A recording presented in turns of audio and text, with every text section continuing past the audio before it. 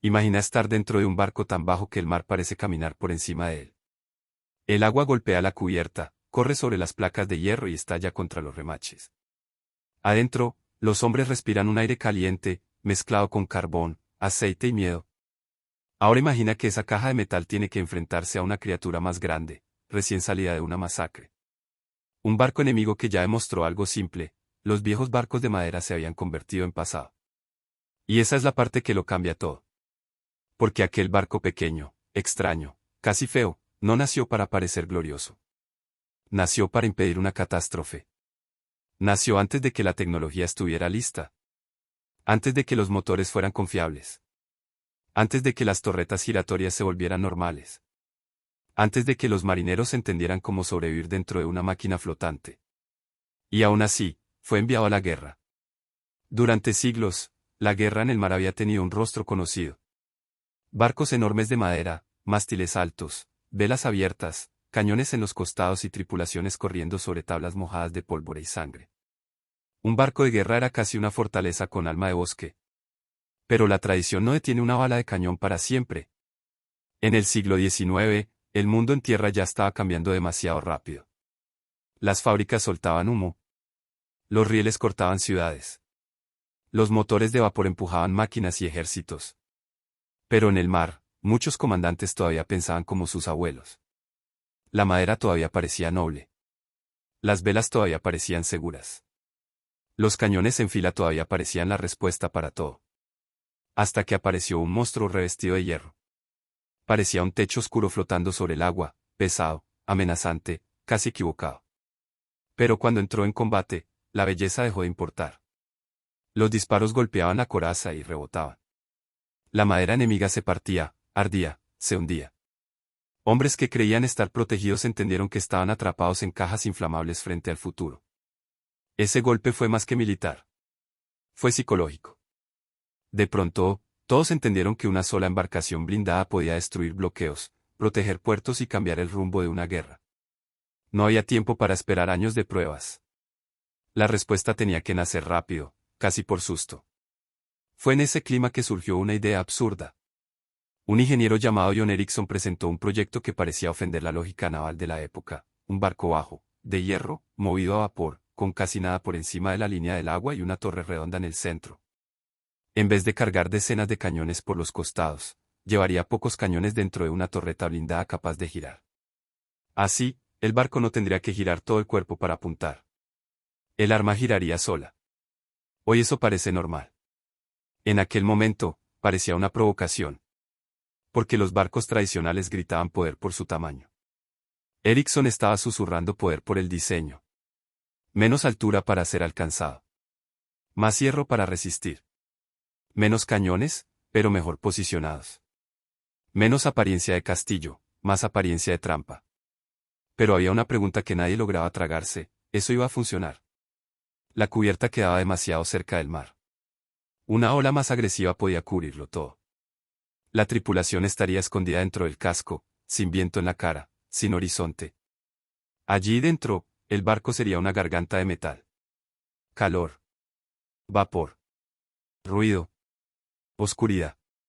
Hombres intentando operar cañones mientras la torreta giraba y el océano golpeaba por fuera. Y todavía había otro problema: todo dependía de la máquina. Si el motor fallaba, no había vela para salvar la situación. Si la torreta se trababa, la gran diferencia se convertía en peso muerto. Si la ventilación no alcanzaba, los propios tripulantes serían vencidos antes que el enemigo. El barco era genial, pero también era un riesgo ambulante. Un experimento armado. Una apuesta con cañones. Aún así, el proyecto fue aceptado. No porque todos creyeran en él, sino porque el miedo le había puesto un cuchillo en el cuello a la guerra. El enemigo ya había demostrado que la madera podía morir en pocas horas. Entonces aquel barco extraño empezó a construirse con ritmo de urgencia. Placas de hierro, remaches, motores, tuberías, torreta, cañones, cada parte encajada como si el tiempo estuviera cobrando intereses de sangre. Su nombre era simple: Monitor. Nada de nombre imperial. Nada de título grandioso. Monitor. Frío. Corto. Casi burocrático. Pero detrás de ese nombre había una revolución lista para tropezar con sus propios tornillos. Cuando quedó listo, parecía demasiado pequeño para la misión. Tenía poco más de 50 metros de largo y casi desaparecía sobre la superficie del agua. De lejos, era una sombra con una torreta. Un objeto extraño que no encajaba con la imaginación naval de aquel tiempo. El viaje hasta el combate casi demostró que sus críticos tenían razón. En mar abierto, el monitor sufrió. Las olas pasaban por encima de la cubierta. ¿El agua encontraba caminos? Las bombas trabajaban sin descanso. Adentro, cada golpe parecía una advertencia: no deberías estar aquí. El barco que debía salvar una flota casi no consiguió salvarse a sí mismo. Antes de enfrentar al enemigo, tuvo que enfrentar al océano. Cuando por fin llegó al campo de batalla, no llegó como un héroe brillante. Llegó cansado. Húmedo. Puesto a prueba. Aún así, llegó. Del otro lado estaba el monstruo blindado que ya había destruido barcos de madera y sembrado el pánico. Aquel encuentro no era solo una pelea entre dos embarcaciones. Era un juicio del futuro. Un barco de hierro improvisado contra otro barco experimental. Cuando los dos barcos se encontraron, nadie sabía exactamente cómo debía suceder aquella batalla. Durante siglos, la guerra en el mar seguía un ritual casi predecible. Acercarse, alinear el casco, abrir fuego por los costados, intentar romper mástiles, rasgar madera, incendiar al enemigo y rezar para que el propio barco siguiera entero. Pero ahora no había ritual. Había hierro mirando de frente a hierro. De un lado, el monitor avanzaba abajo, casi desapareciendo en el agua, como si fuera una sombra con cañones. Del otro, el barco enemigo parecía una muralla oscura flotando, más grande, más pesado, con apariencia de algo hecho para aplastar todo lo que tocara.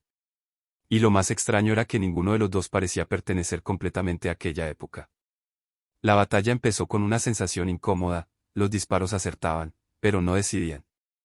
En barcos de madera, un buen disparo podía abrir el casco, derribar hombres, esparcir astillas, provocar fuego y convertir la cubierta en caos. Allí era diferente. La bala golpeaba la coraza y el sonido lo atravesaba todo. No era solo ruido. Era una sacudida física. Dentro del monitor, cada impacto hacía vibrar el metal como si los hombres estuvieran atrapados dentro de una campana gigante. La torreta giratoria era la gran apuesta. Para la época, aquello parecía casi absurdo. Un barco común necesitaba girar todo el cuerpo para apuntar. El monitor no. La torreta giraba sola, buscando el objetivo mientras el casco seguía maniobrando. Era una idea simple, pero revolucionaria. Por primera vez, el arma empezaba a separarse del movimiento del barco. Pero la torreta no era perfecta. Era pesada, lenta, ruidosa y difícil de controlar. Cuando giraba, los artilleros perdían la referencia. El humo de los disparos lo invadía todo. El calor aumentaba. El espacio era estrecho. Los hombres cargaban los cañones con esfuerzo, disparaban e intentaban entender hacia dónde había quedado apuntando la torreta después del retroceso. Era tecnología nueva funcionando a fuerza de puro pulmón. Aún así, funcionaba. El monitor se acercaba, disparaba, retrocedía, se reposicionaba. El enemigo respondía. Los dos se golpeaban sin lograr destruirse de forma definitiva. Era casi frustrante de ver. Dos monstruos de hierro lastimándose, pero sin sangrar como sangraban los barcos antiguos. Y esa era justamente la revolución. El objetivo del monitor no era parecer invencible. Era impedir que el enemigo siguiera destruyendo barcos de madera. Y minuto a minuto, demostraba que podía cumplir esa misión. Pequeño, extraño, incómodo y lleno de fallas, seguía allí. No se hundía. No huía. No se partía. Pero toda invención que llega demasiado pronto cobra un precio. La visibilidad era mala. La comunicación interna era confusa. El comandante necesitaba tomar decisiones con poca información, en medio de humo, ruido e impactos constantes. No existía tradición para aquello. Nadie había aprendido de joven cómo comandar una torreta blindada en un casco casi sumergido. Todo era improvisación. En cierto momento, intentando ver mejor la pelea, el comandante quedó expuesto cerca de la caseta del timón. El enemigo disparó. El impacto golpeó la estructura con violencia. Fragmentos y presión hirieron sus ojos. De pronto, la máquina que dependía de coordinación perdió la visión clara de quien la conducía. Imagina el tipo de miedo que eso provoca. Estás dentro de un experimento de hierro, enfrentando a un enemigo más grande, en una batalla que nadie en el mundo tenía experiencia real para pelear, y la persona que debía guiarlo todo queda herida. No hay escena bonita en eso. Hay humo. Hay dolor. Hay alguien intentando entender si todavía puede continuar. Aún así, el monitor no desapareció de la batalla.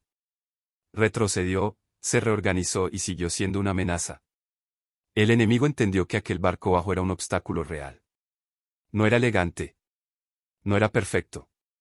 Pero estaba bloqueando el camino. Y, en aquel momento, bloquear ya era cambiar la historia. Al final, la batalla no tuvo una victoria limpia, de esas fáciles de contar en una sola frase. Nadie salió de allí con el enemigo destruido y el mar en silencio. Pero el resultado fue más grande que una victoria común, los barcos de madera estaban condenados. Después de aquel encuentro, todo comandante naval tuvo que enfrentar una verdad amarga. La guerra en el mar ya no pertenecía solo a velas, mástiles y tradición. Ahora pertenecía al hierro, al vapor, a las torretas giratorias, al carbón, a la ingeniería y a hombres encerrados dentro de máquinas ruidosas. Pero había una ironía cruel.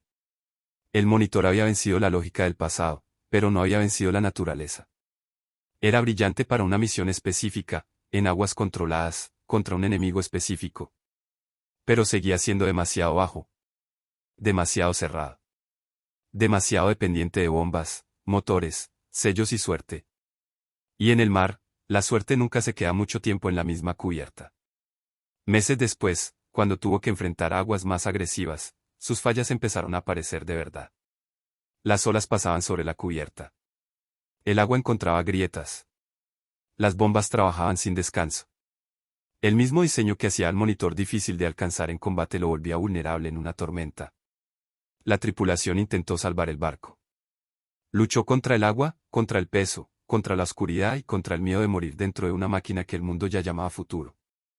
Pero la tormenta no respeta símbolos. Y fue ahí cuando el mar empezó a tragarse lo imposible.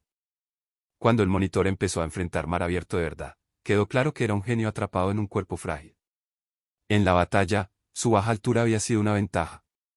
Ofrecía poco blanco, escondía casi todo bajo la línea del agua y obligaba al enemigo a apuntar contra una sombra de hierro. Pero en una tormenta, esa misma ventaja se convertía en amenaza. El mar no veía innovación. Veía una tapa baja intentando cruzar olas altas. El agua golpeaba la cubierta y corría sobre ella como si el barco estuviera siendo borrado poco a poco. Cada abertura se volvía un riesgo. Cada grieta se volvía enemiga. Adentro, los hombres escuchaban el sonido de las bombas trabajando sin descanso, intentando expulsar el agua que insistía en volver. Era una lucha sin gloria. No había cañón enemigo. No había bandera adversaria. Solo el océano, oscuro, frío y paciente. Y eso hace que la caída del monitor sea todavía más amarga. Había sobrevivido al futuro de la guerra, pero empezó a perder contra la física simple del agua entrando donde no debía. El barco que había detenido a un monstruo blindado ahora luchaba por seguir respirando. El aire se volvía pesado. El metal temblaba. La cubierta desaparecía bajo las olas. La tripulación tenía que decidir entre salvar la máquina o salvar su propia vida. Imagínate estar allí dentro. Sabes que ese barco cambió la historia. Sabes que comandantes, periódicos y políticos hablan de él como prueba de una nueva era. Pero en ese momento, nada de eso importa. Lo que importa es el sonido del agua subiendo. El peso del hierro alrededor. La oscuridad. El miedo de que la propia invención se convierta en una trampa. Porque un barco de madera, cuando estaba condenado, todavía daba una sensación de espacio. Había mástiles, cubierta, cuerdas, botes, hombres corriendo bajo el viento. El monitor era diferente. Parecía seguro por estar cerrado, pero cuando empezó a hundirse, ese encierro se convirtió en prisión. La tecnología que protegía en combate también dificultaba la fuga. La tormenta apretó. Las bombas no daban abasto. El barco se hundía y volvía a subir, se hundía y volvía a subir, como si estuviera negociando sus últimos minutos con el océano. Los hombres intentaban moverse en medio del caos, cargando el peso del cansancio y de la certeza de que quizá el futuro había sido construido demasiado rápido. Entonces llegó el abandono. No como una decisión heroica de película, sino como una necesidad amarga. Cuando una máquina empieza a morir en el mar, nadie gana de verdad. Solo eliges que todavía puede salvarse. Parte de la tripulación logró escapar. Otros no, y el monitor, aquel barco que había enfrentado la lógica antigua, desapareció bajo las olas. Lo imposible se hundió. Pero aquí está el giro, se hundió sin ser derrotado como idea. Físicamente, el monitor duró poco. Como concepto, hizo estallar el mapa mental de las marinas del mundo. Después de él, nadie podía fingir que nada había pasado.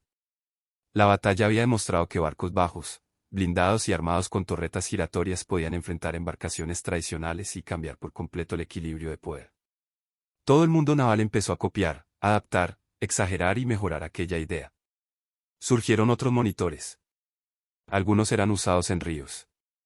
Otros protegían costas. Algunos parecían todavía más extraños, con cascos bajos y torretas pesadas, como fortalezas aplastadas.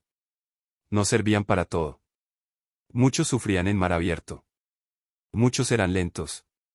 Muchos dependían de condiciones específicas. Pero tenían una función aterradora: negar el paso, proteger puntos estratégicos y convertir aguas costeras en trampas. Era una nueva lógica de guerra. Antes, el poder naval estaba muy ligado a la presencia majestuosa. Un gran barco impresionaba por el tamaño, por la cantidad de velas, por la fila de cañones. Después del monitor, la pregunta cambió. Ya no era, ¿cuántos cañones lleva en el costado? La pregunta pasó a ser, ¿cuánto hierro aguanta? La torreta gira. ¿El motor resiste? ¿Puede sobrevivir al primer impacto? La estética de la guerra se volvió más fea, más industrial y más eficiente. Y tal vez eso sea lo más perturbador. El monitor no trajo solo una mejora técnica. Ayudó a matar una fantasía. La guerra en el mar dejó de parecer una disputa entre grandes castillos de madera y empezó a parecer una pelea entre máquinas sofocantes. Menos viento. Más humo. Menos vela. Más carbón. Menos cubierta abierta. Más hombres encerrados dentro de acero. El futuro llegó sin romanticismo. Pero ese futuro todavía necesitaba madurar. El monitor mostró el camino, pero también mostró los peligros. Un barco de guerra moderno no podía ser solo blindado. Tenía que navegar bien. Tenía que proteger a la tripulación. Tenía que resistir tormentas.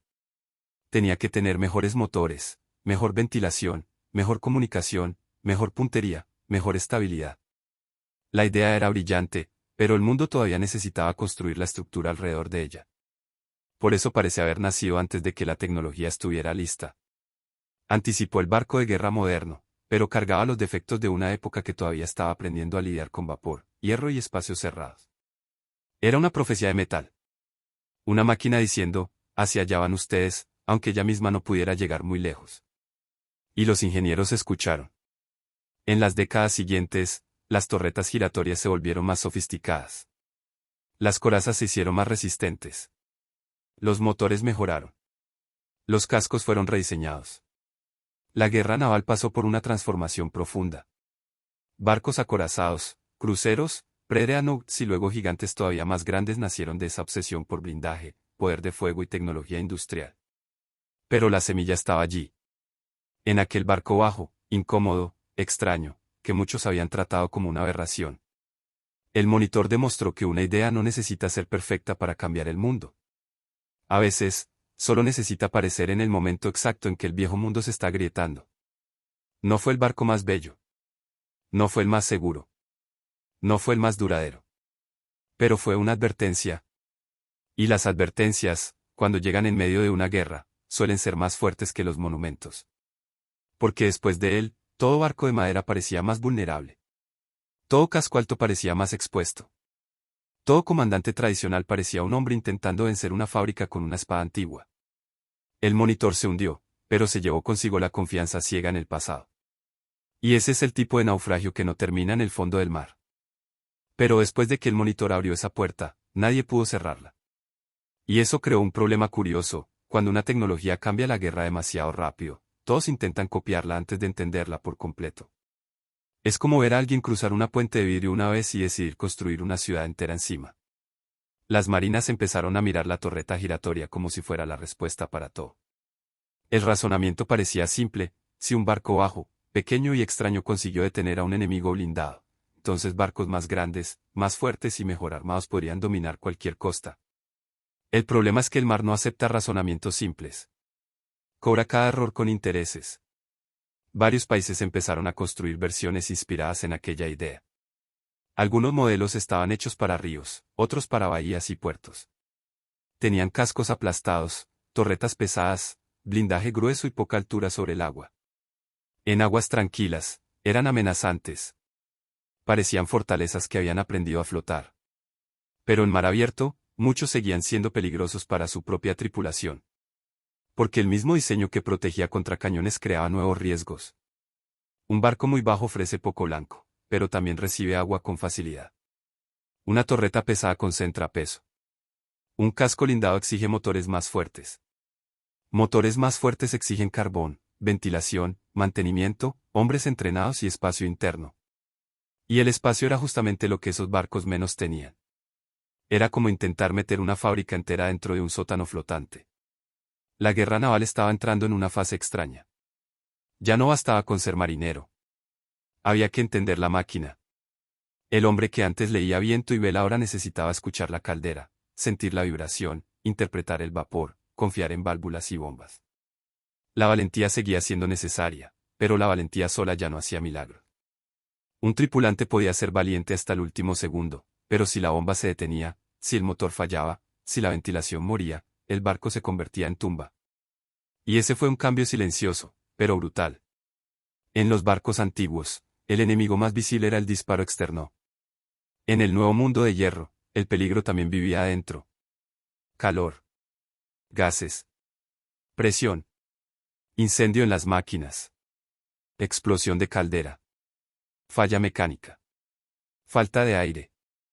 Una batalla podía perderse antes del primer disparo, solo porque la tecnología no soportaba su propia ambición. El monitor había mostrado la dirección, pero no entregó el mapa completo. Por eso, los ingenieros empezaron a perseguir un equilibrio casi imposible. Querían blindaje grueso, pero sin dejar el barco demasiado pesado. Querían cañones grandes, pero sin destruir la estabilidad. Querían torretas giratorias, pero sin trabar la cubierta. Querían velocidad, pero los motores todavía eran limitados. Querían seguridad, pero los espacios internos parecían hornos. Con cada avance, surgía una nueva amenaza. Si aumentaban la coraza, el barco se volvía más lento. Si aumentaban el motor, necesitaban más carbón. Si ponían más cañones, el peso subía. Si elevaban el casco para enfrentar olas, se convertían en un blanco mayor. Era una negociación constante con la física. Y la física, a diferencia de un rey o de un almirante, no se impresiona con rangos. Fue en ese ambiente donde nacieron barcos cada vez más ambiciosos. Los acorazados dejaron de ser improvisaciones y empezaron a convertirse en símbolos nacionales. Un país que quería parecer fuerte necesitaba tener acero en el mar. No bastaba con tener ejército. No bastaba con tener bandera. Había que demostrar que su industria podía transformar mineral, carbón, cálculo y dinero en monstruos flotantes. A partir de ahí, el barco de guerra se volvió propaganda. Cuando una potencia lanzaba una nueva embarcación, no solo estaba aumentando su flota. Le estaba diciendo al mundo, mis fábricas funcionan, mis ingenieros saben lo que hacen, mi gobierno tiene dinero y mis enemigos tienen que prestar atención. El mar se volvió una vitrina armada. Y cada nuevo barco prometía ser el último argumento antes de la guerra. Pero esa carrera también cargaba una maldición. Cuanto más caros se volvían los barcos, más miedo tenían los gobiernos de perderlos. Cuanto más poderosos parecían, más provocaban a los rivales. Cada innovación se volvía amenaza. Cada amenaza se volvía respuesta. Cada respuesta se volvía una nueva carrera. El monitor había nacido como una solución urgente para una batalla específica, pero su lógica ayudó a alimentar una era en la que naciones enteras empezaron a medir prestigio en toneladas de acero. Y la pregunta volvió a cambiar. Ya no era, ¿un barco blindado funciona? Ahora era, ¿quién logra construir el más grande, el más rápido, el más armado, el más resistente? Esa pregunta llevaría al mundo a máquinas enormes, mucho más avanzadas, con cañones capaces de alcanzar blancos a distancias impensables para los hombres que lucharon dentro del monitor. Pero detrás de toda esa evolución, la misma idea seguía golpeando como un corazón de hierro, sobrevivir al impacto y responder con una fuerza mayor. Lo curioso es que el monitor no parecía destinado a inspirar tanto. Era demasiado apretado, demasiado limitado, demasiado vulnerable fuera de su ambiente. Si miraras solo su vida corta, tal vez llamarías a eso un experimento incompleto. Pero la historia no mide las invenciones solo por el tiempo que duran. Las mide por el rastro que dejan. Y su rastro fue profundo. Después de él, la guerra naval quedó obsesionada con la protección. La madera perdió su trono. Las torretas ganaron espacio. El vapor dejó de ser apoyo y se volvió centro. El ingeniero empezó a disputar importancia con el almirante. El astillero comenzó a valer tanto como el campo de batalla. Y el mar, que antes parecía gobernado por viento y coraje, pasó a ser gobernado también por cálculo, acero e industria. Pero una sombra estaba creciendo detrás de todo eso. Porque cada vez que el ser humano crea un arma para impedir una tragedia, alguien pronto imagina una versión más grande de ella. Después, alguien más imagina una versión todavía mayor. Y cuando te das cuenta, aquella invención que nació para salvar una flota se transforma en una escalera hacia guerras más caras, más rápidas y más devastadoras. El monitor fue una advertencia y una semilla. Advertencia de que el pasado podía morir en un solo día. Semilla de una era en la que los barcos dejarían de parecer criaturas del mar y pasarían a parecer fábricas de destrucción navegando bajo banderas nacionales.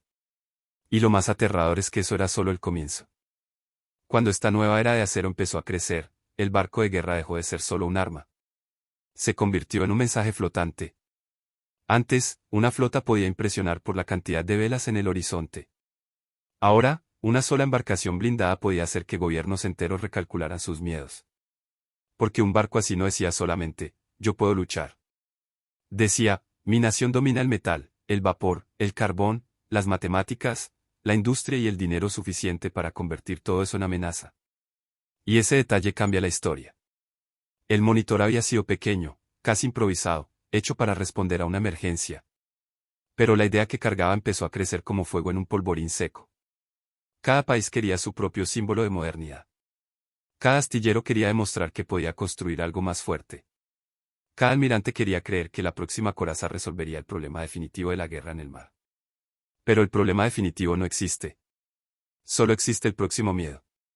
Si un barco gana blindaje, alguien crea un cañón más fuerte. Si el cañón aumenta, el blindaje necesita hacerse más grueso. Si el blindaje se vuelve más grueso, el barco se vuelve pesado.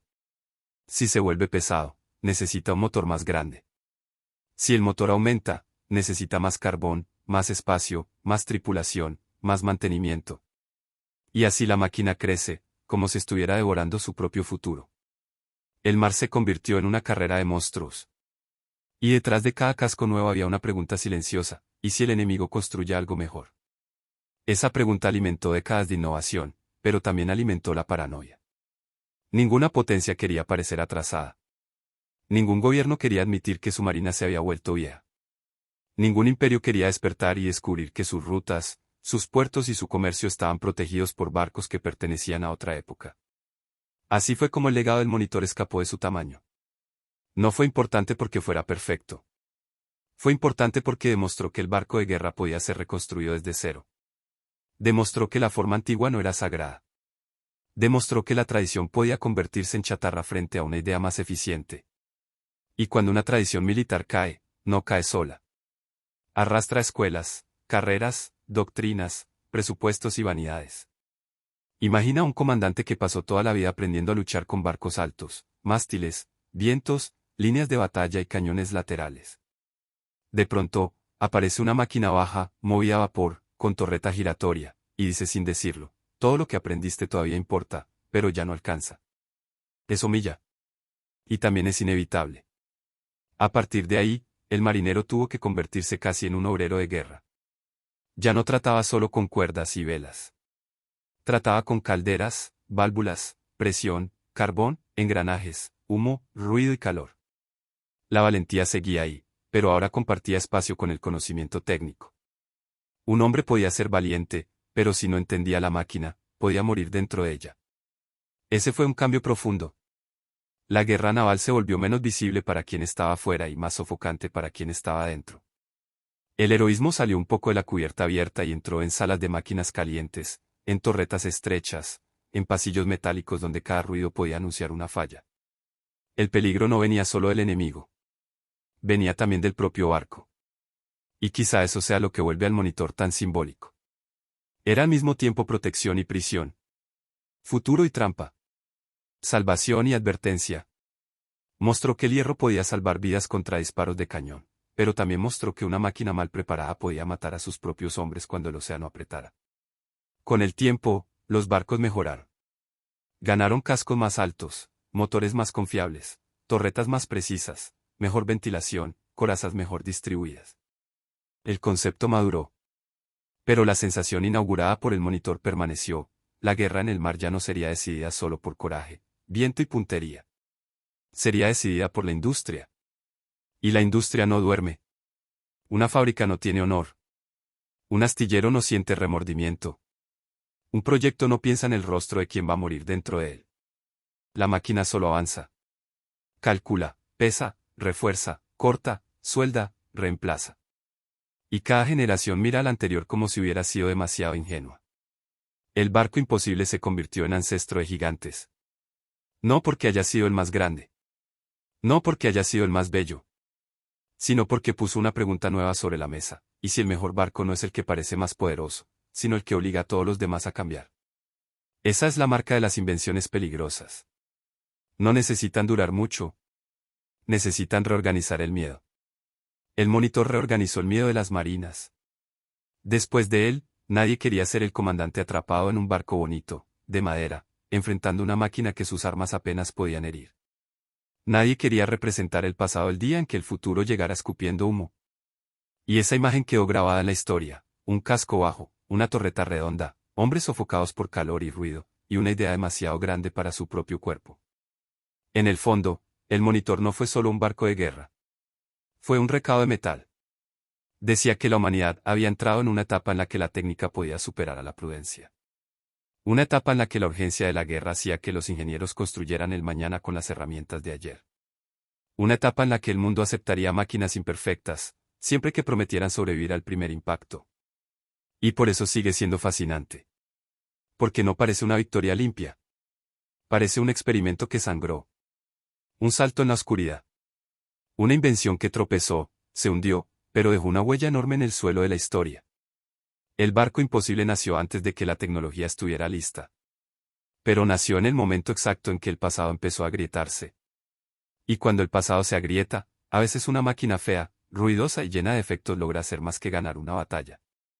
Logra cambiar la imaginación del mundo. Si te gustó el video y esta historia te enseñó algo, suscríbete y dale like, porque la próxima historia es todavía más interesante. Muchas gracias por mirar, un abrazo.